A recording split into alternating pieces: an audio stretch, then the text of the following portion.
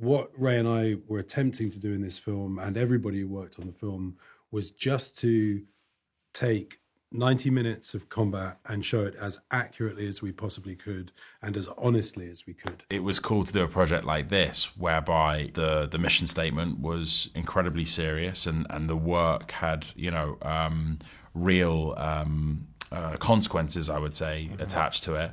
But there was plenty of opportunity for levity and laughs as well, and that was a fun combination. It was difficult, and I being directing, it helped me to detach from it. I had to, but it was more about me constantly putting a lot of effort into to detaching myself, because I was constantly being pulled into it. There are some moments where DeFaro pulls Cosmo up the driveway where both Elliot and I were there.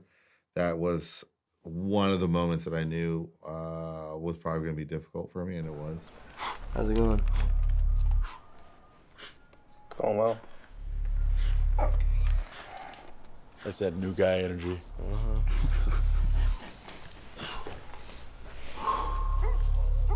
I think many of the things in this film that look like big decisions or big risks, in a way, weren't, because there was no choice. If we'd put music in this film, it would have really been manipulative, and it would have been using a kind of sort of distorting film device, which is a good film device. I've made other films and often used music to sort of amplify a moment or make an audience feel something. Music can be used in a manipulative manner, and it can be used to conjure feelings, sentimental feelings that were not present during this time, and in their pursuit of delivering something honest and truthful that represented the actual day that we were recreating. Unlike most projects, you never hear the score, the music, or whatever that they normally put in a project. But with this, most of the sounds that ended up in the actual film, we could hear while we were shooting, which was incredibly beneficial, you know. We got to follow protocol, and we got to react to dogs barking or blanks, things like that sort of evoke a feeling in your body that you can try and conjure up, and we do at other jobs, but when it's there, you don't have to conjure that up. You can just sort of react based on how your body's reacting. And so I think it allowed us to sort of fully immerse into a sort of tempo of, a simulation of what this would be like. Obviously, it's nothing like reality, but it was really, I think, helpful for us.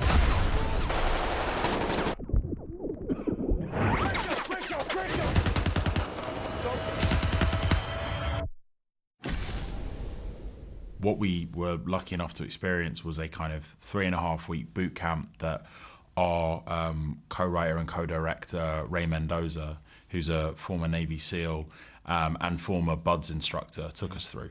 So the concept was that this 3.5-week boot camp was sort of aimed to was designed to sort of simulate a kind of basic underwater demolition SEAL training program.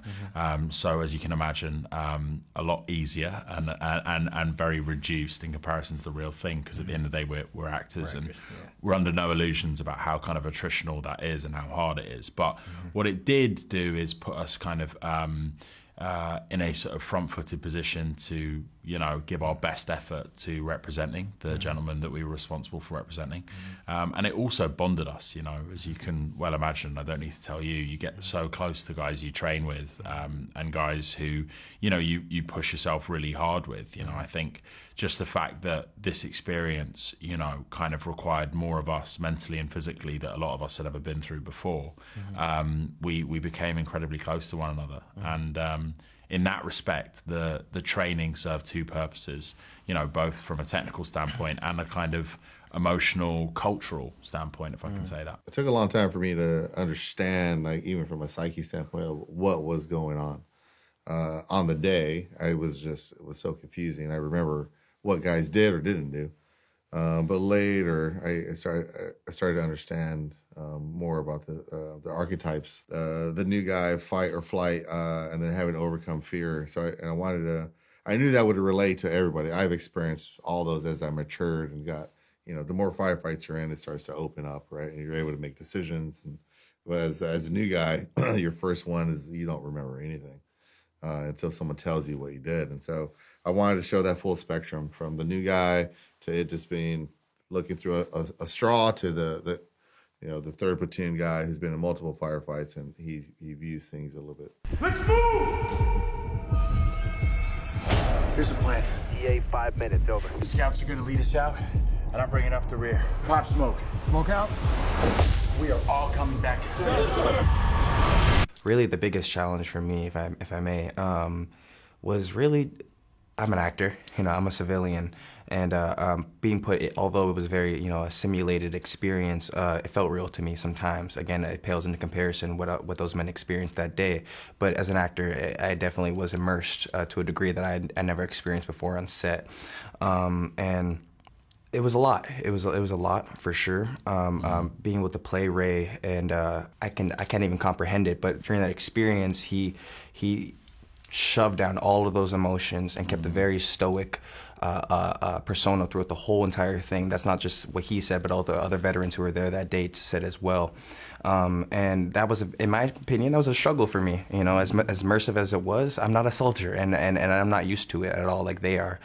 So I kind of caught myself getting lost into it a little bit, if I may. All of us did everything we could to try and mine our real life counterparts for anything that might be useful, and just to hear about them, because half of it was just meeting guys meeting guys involved with this. It's not the sort of people in this occupation that I would ever have had the chance to ever get to know. You do see a range of different emotional responses, and that was informed by the true life counterparts that we were representing. They really were able to tell us both what they were experiencing or what they saw other guys experiencing, and so any choices that we made as actors were based in kind of the transcript and the real life accounts of the gentlemen that we were tasked with representing. Where are you guys? Look for the blood and the smoke. Multiple bad guys trying to get to our position. Inbound! Find cover! There was no room for improv, both in the sense that it would feel disrespectful, but we also had our true to life counterparts that we didn't need to improv. We didn't need to make anything up. Everything that we were taught that you see on the screen was brought to us by our characters. Yes. Yeah. We used a lot of levity, which actually we were at a screening the other day, and Ray mentioned that he was, watching from the sidelines and felt very much that almost brought him back, to the kind of camaraderie that he had.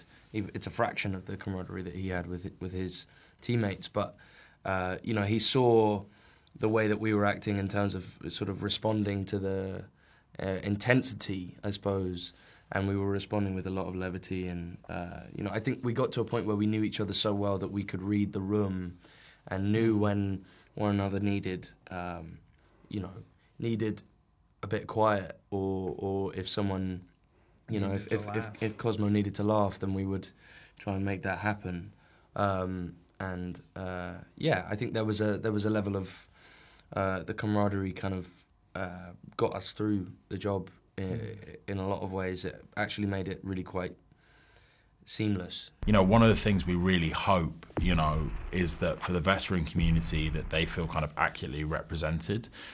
Whereas without being disparaging of other films, I think sometimes there's a tendency to lean into what's more entertaining, or dare I say it, like a tendency to want to try and make things look sort of cool and slick, even at the cost of authenticity and truthfulness. And we didn't want to do that. It was an exercise in listening, just trying to hear exactly what people were saying, what they were trying to convey.